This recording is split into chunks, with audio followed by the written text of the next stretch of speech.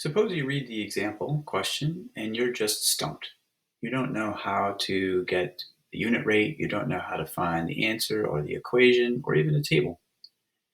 We're going to try to use Desmos to help us with those things.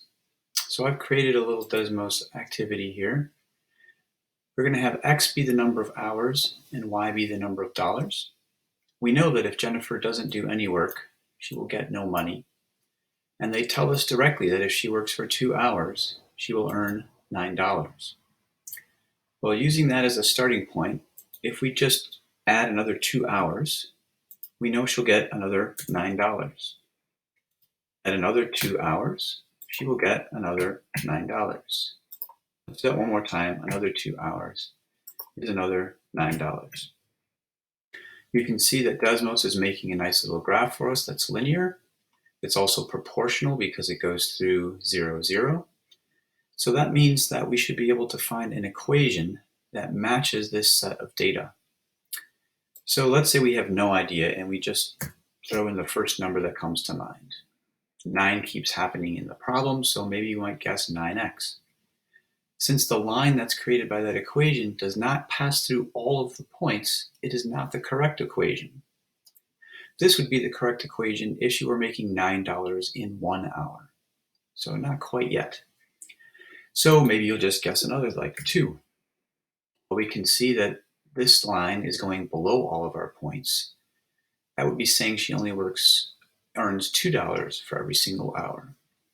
Well, the correct answer has to be somewhere between those two, because not $2 per hour gave us a line that was too low. $9 per hour gives us a line that is too high. So somewhere in between 2 and 9 is the correct answer. If we go back to the table and think about what would happen if she only worked for a single hour. Well, she's getting $9 for 2 hours. A single hour is only half of that. So take 9 and divide it in half. Depending on your division skills, that might be easier or harder. 4.6 is not correct, Mr. Erickson. 4.5 is the correct answer. You can see that the line created by the equation passes exactly through every single point on the graph. When you're using this technique, you have to make sure your graph is on the correct zoom level so that you can see all of the points. Some of you have been doing some crazy things like zooming way out and choosing, say, 6x. And you're like, hey, see, the line goes through all of my points. Or even if I zoom in a little bit, it's looking there like the line is passing through all of the points. But that's not really good enough. You can use the zoom feature underneath the table here to get a nice representation. You can see that 6x doesn't look at all correct in this view. Well, it did seem pretty good in this view. So use that magnifying glass, make sure the line is really passing through all of the points. And what we find is that the correct equation is 4.5x. We can even use Desmos at this point to find our solution.